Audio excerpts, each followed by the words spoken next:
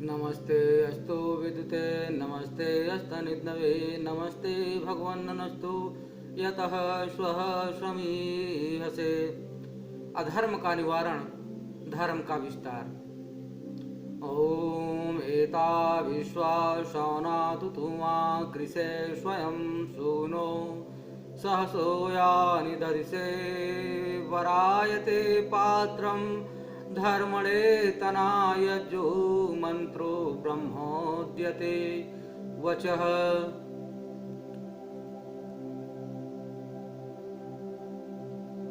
एता विश्वा शौनातु तुमा, यह समस्त शीघ्र घटित समन प्रसंग यानी दधीसे जिनसे तू अधिग्रस्त है।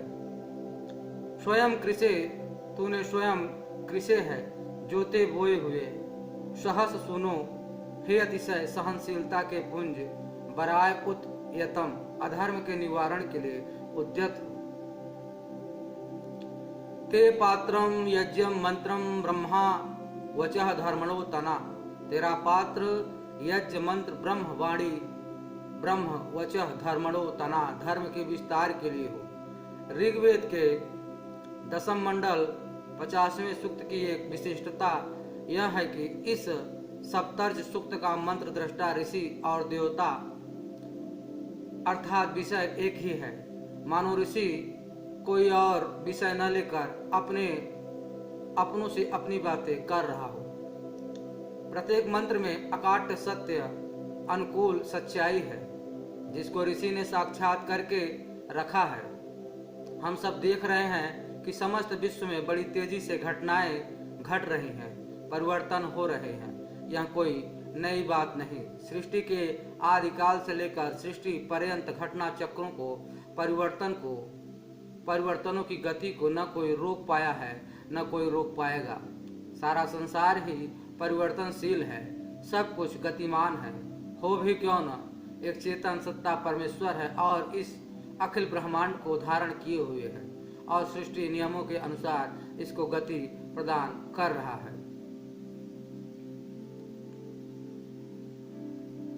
दूसरी चेतन सत्ता वो समस्त जीवात्माएं हैं जिनको ईश्वर की कर्मफल व्यवस्था के अनुसार शरीर मिला हुआ है।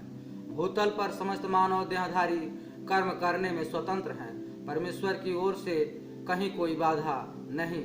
अलबत्ता जैसे मानव समुदाय के अच्छे बुरे कर्म होंगे, उसके फलों से, परिणामों से ईश्वरीय व्यवस्था अनुसार वे बच नहीं सकते।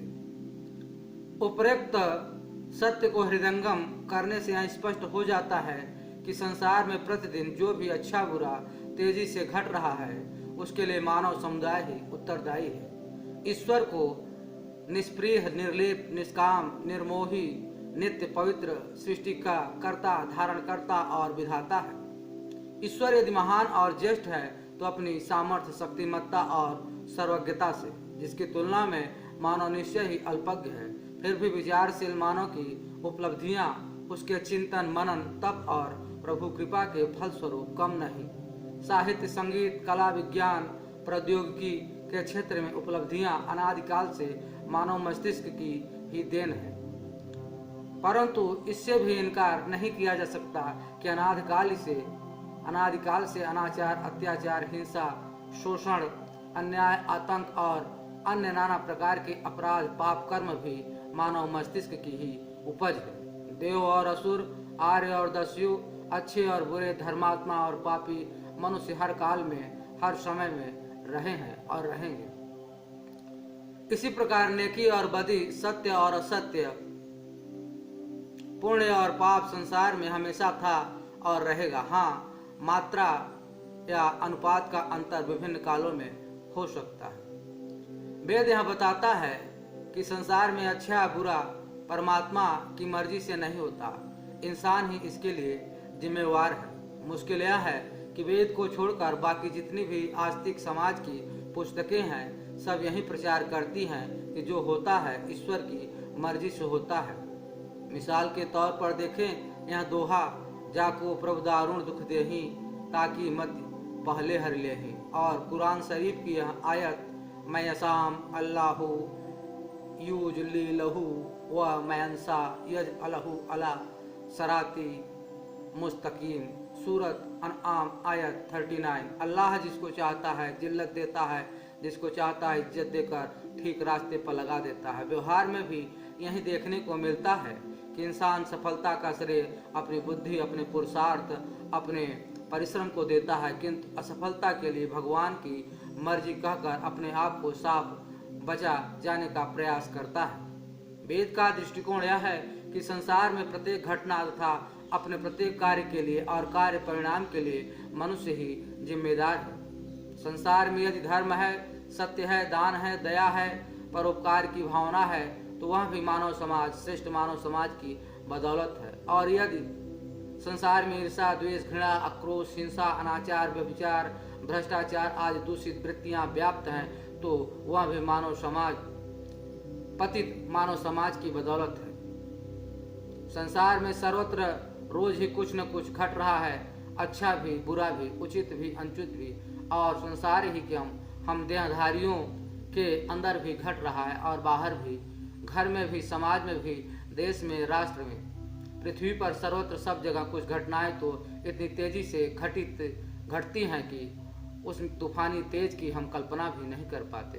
प्रस्तुत मंत्र कहता है, एता विश्वा शौना तुतुमा कृषे स्वयं यानी दधी से। यह समस्त शीघ्र घटित सवन प्रसंग, घटनाएं, एपिसोड, कार्य परिणाम जिनसे तू अधिग्रस्त है, प्रभावित है, जिन्हें तू धारण करता है, तूने स्वयं कृषे हैं, जोते बोए हैं।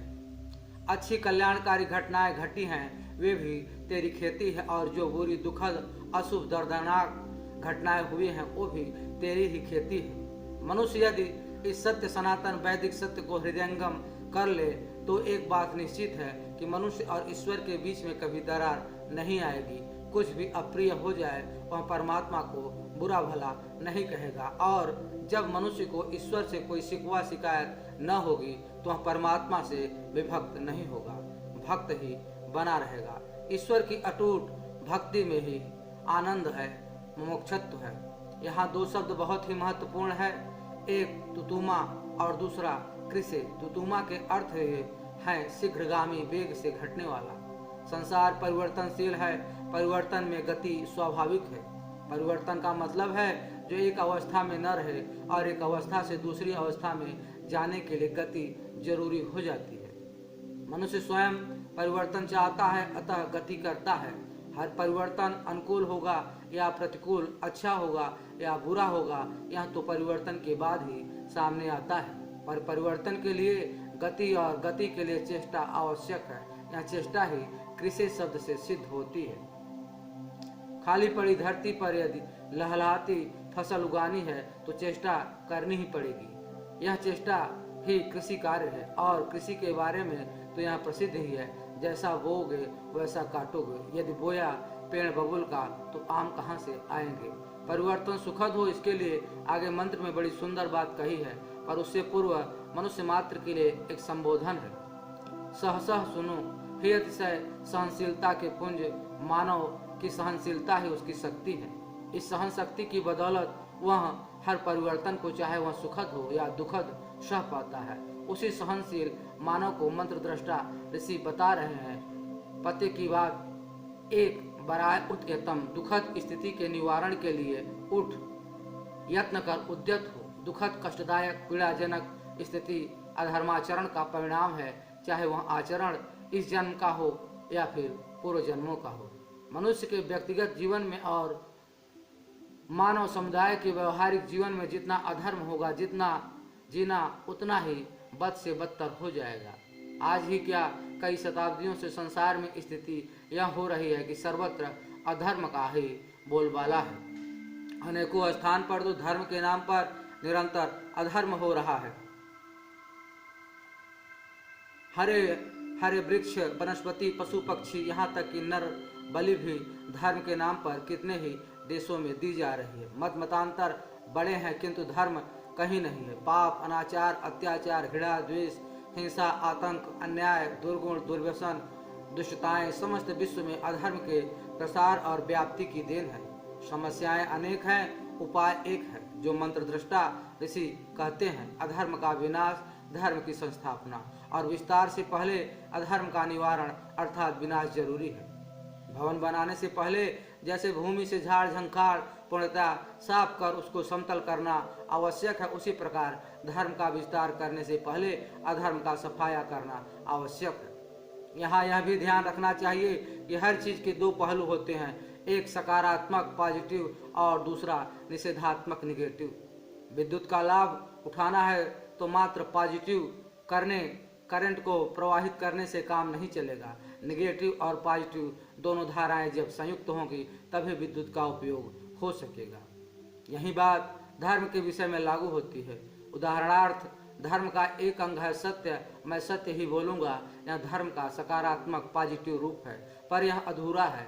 यह पूरा तब होगा जब मैं इसके निषेधात्मक निगेटिव स्वरूप को भी साथ लूँ।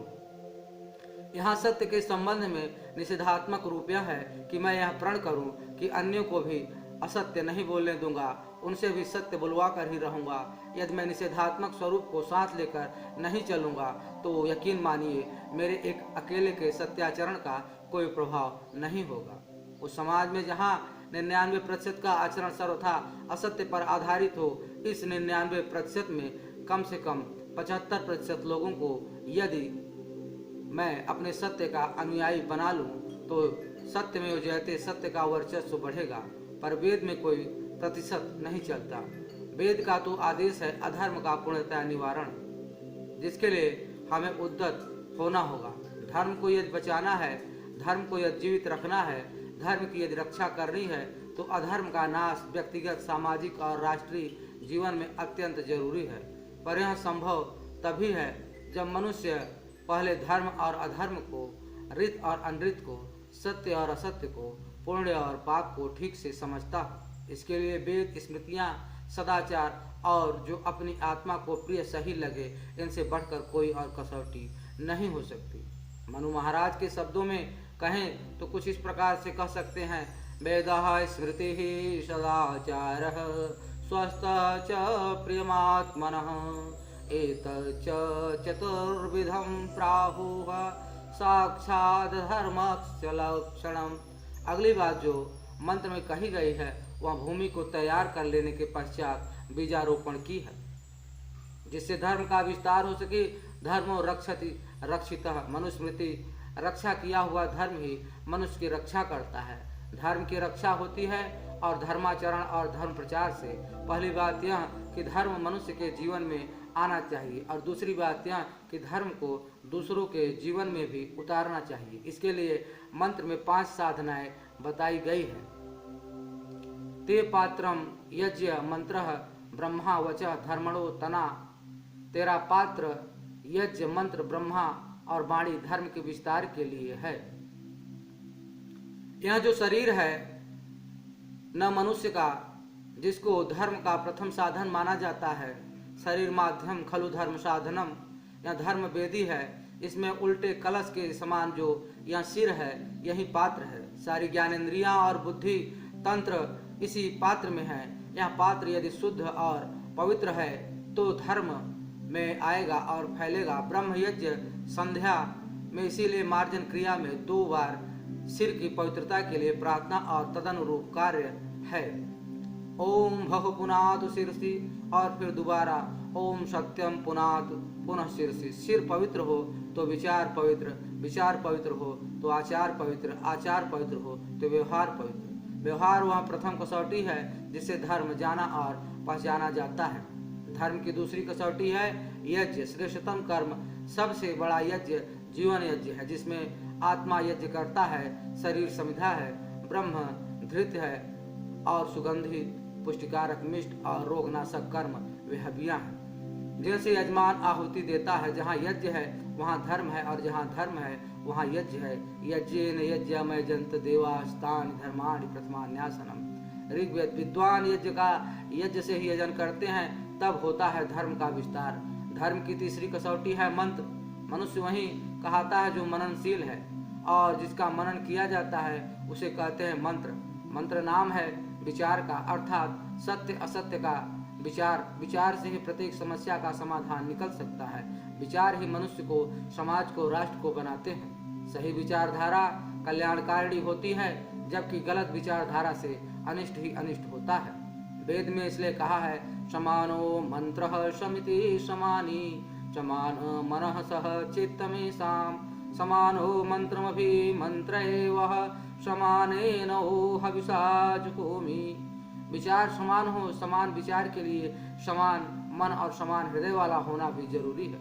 यह तभी संभव है जब हम में से प्रत्येक यह समझ ले कि धर्म एक होता है, अनेक नहीं। मानव का धर्म मानवता है, मनुष्य का धर्म मनुष्यता है, दूसरा कुछ हो नहीं सकता।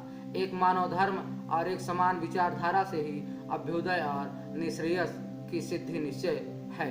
मानव धर्म की व्याप्ति के लिए हम सब मिलकर वेद द्वारा प्रतिपादित मनुभव की महान आदर्श विचारधारा की ओर अग्रसर हों और इसका प्रचार प्रसार करें। चौथी चीज धर्म के विस्तार के लिए है ब्रह्म। ब्रह्म से परमेश्वर का तो ग्रहण होता ही है, परंतु ब्रह्म वेद ज्ञान और विवेक को भी कहते हैं, जिसका प्रदाता भी वह परमेश्वर ही है। आज स्थिति यह है कि होशियारी इंटेलिजेंस का स्तर तो बढ़ा है, परंतु ज्ञान नॉलेज और विवेक विस्डम में बड़ी जबरदस्त कमी आई है। धर्म के विस्तार के लिए होशियारी नहीं, सत्य ज्ञान और विवेक चाहिए। ज्ञान और विवेक आता है ब्रह्म विद्या या परा विद्या से, जो अनुभव और साक्षात्कार पर आधारित होता है।